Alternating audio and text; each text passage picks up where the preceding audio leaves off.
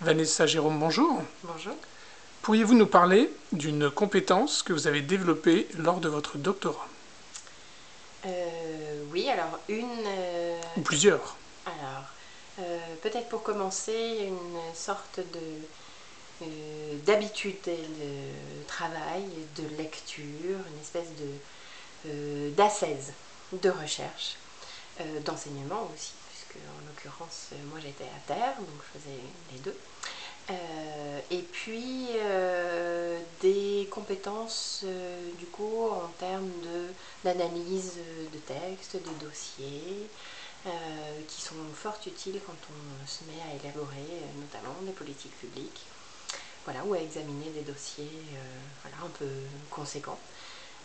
Et puis peut-être une autre importante aussi, qui vient plus de l'enseignement, de la partie enseignement que de la partie recherche, et qui a à voir avec la prise de parole en public.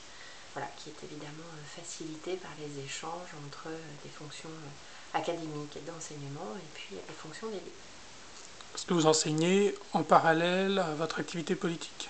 Oui, oui, j'enseigne depuis 1993 en continu, en parallèle de la partie recherche de la thèse depuis quelques années, et puis en parallèle évidemment de l'activité politique depuis 2002. Est-ce que vous auriez des idées pour valoriser le doctorat en France? Oui, alors déjà communiquer autour de qu'est-ce que c'est qu'une thèse, non pas au sens ce que c'est comme exercice académique, mais au sens de ce que ça coûte, ce que ça nécessite comme engagement en temps, en sacrifice de toute nature. Donc vraiment communiquer sur l'objet, voilà, qu'est-ce que c'est non pas qu'une thèse, mais comment on arrive à réussir une thèse, qu'est-ce qu'il faut pour que finalement la thèse advienne. Voilà, à mon avis, ça c'est important. Et puis la valoriser auprès de l'ensemble des acteurs à la fois publics et privés, et notamment les recruteurs.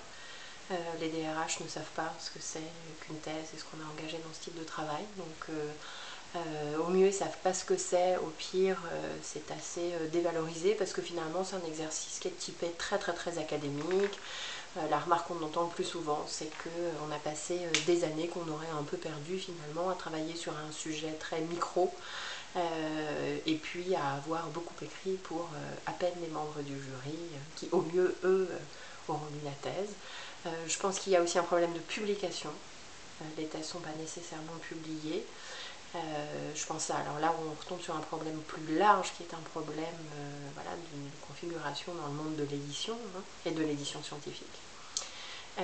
Voilà, donc il y a assez peu de valorisation et auprès du grand public et auprès des potentiels recruteurs, qu'ils soient privés ou publics. Il n'y en a pas non plus auprès des instances qui sont censées représenter ou accompagner les salariés dans leur insertion professionnelle. Je veux parler des syndicats, voilà, des membres des comités d'entreprise, voilà. Il y a très très peu finalement de choses qui existent et j'ai découvert que ce n'était pas simplement le cas des sciences sociales, que c'était aussi vrai en sciences dites dures. Voilà, donc c'est pas une question de discipline. Merci. De rien.